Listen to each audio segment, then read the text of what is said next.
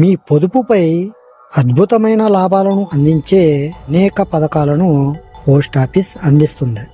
అందులో భాగంగా కేవలం 50 రూపాయలు పెట్టుబడి పెడితే మెచ్యూరిటీ సమయానికి 35 లక్షల రూపాయలు వచ్చే పథకం గురించి చెబుతాను. ఈ వీడియోని ఎక్కడా స్కిప్ చేయకుండా పూర్తిగా చూడండి. మరి ఎంతకన్నా ముందు నా పేరు Jayaramakrishna. Welcome to our channel RK facts and technological.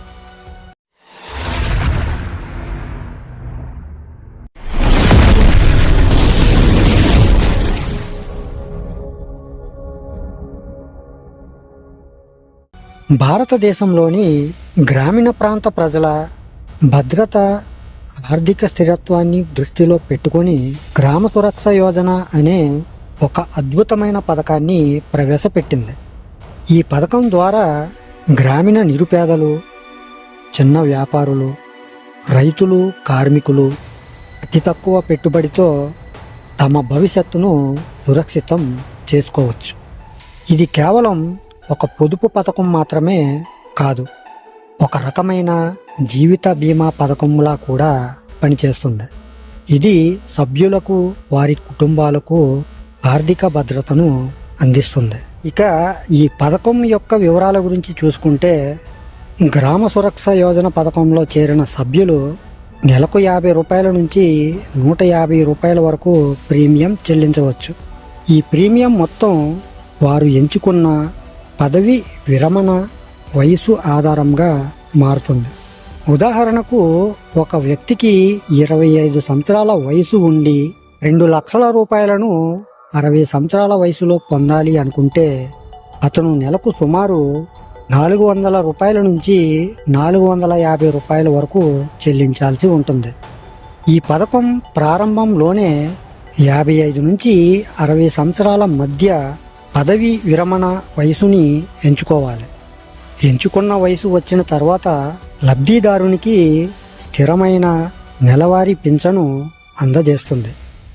ఈ పథకం కింద కనీసం 10,000 రూపాయల నుంచి 10 లక్షల రూపాయల వరకు బీమా మొత్తం పొందవచ్చు. జీవితకాల పింఛను, బీమా ప్రయోజనం.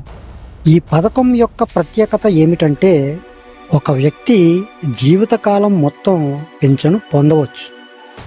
అంతేకాకుండా పాలసీదారుడు మరణించినట్లయితే అతనితో నామినేట్ చేసిన వ్యక్తికి పూర్తి బీమా మొత్తం అందజేస్తారు. ఇది ఒక రకంగా జీవిత బీమా పథకంగా పనిచేస్తుంది. అలాగే కుటుంబానికి కష్ట సమయాల్లో ఆర్థిక అండగా నిలుస్తుంది. ఈ పథకంలో మెచ్యూరిటీపై 35 లక్షల రూపాయల వరకు పొందవచ్చు. ఇది దీర్ఘకాలిక పెట్టుబడికి చాలా లాభదాయకంగా ఉంటుంది. ఈ పథకాన్ని ఎలా నమోదు చేసుకోవాలి? కావాల్సిన పత్రాలు ఏమిటి? ఈ పథకంలో నమోదు చేసుకోవడానికి సమీపంలోని పోస్ట్ ఆఫీస్ను నేరుగా సంప్రదించాలి.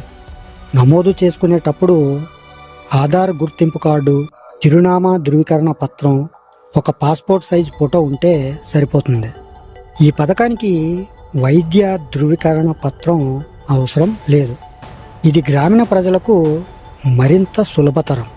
పథకంలో నమోదు చేసుకున్న తర్వాత మీకు ఏవైనా సందేహాలు ఉంటే పోస్టాఫీస్ సిబ్బందిని లేదా భారత పోస్టాఫీస్ వెబ్సైట్ ద్వారా తెలుసుకోవచ్చు. గ్రామీణ ప్రజలకు భరోసా. తక్కువ మొత్తంలో పెట్టుబడితో సురక్షితమైన భవిష్యత్తును నిర్మించుకోవడానికి ఈ గ్రామ సురక్ష యోజన గ్రామ ప్రజలకు ఆశాజనకమైన పథకంగా నిలుస్తుంది.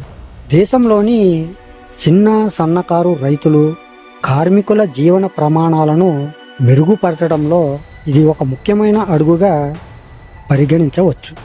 ఈ పథకం గ్రామీణ ప్రాంతాల ఆర్థిక సాధికారతకు, వారి భవిష్యత్తు అవసరాలకు ఒక బలమైన పునాది వేస్తుంది. సో ఫ్రెండ్స్, మరి నేను మీకు ఈరోజు చెప్పాలనుకున్న టాపిక్ అయితే ఇది.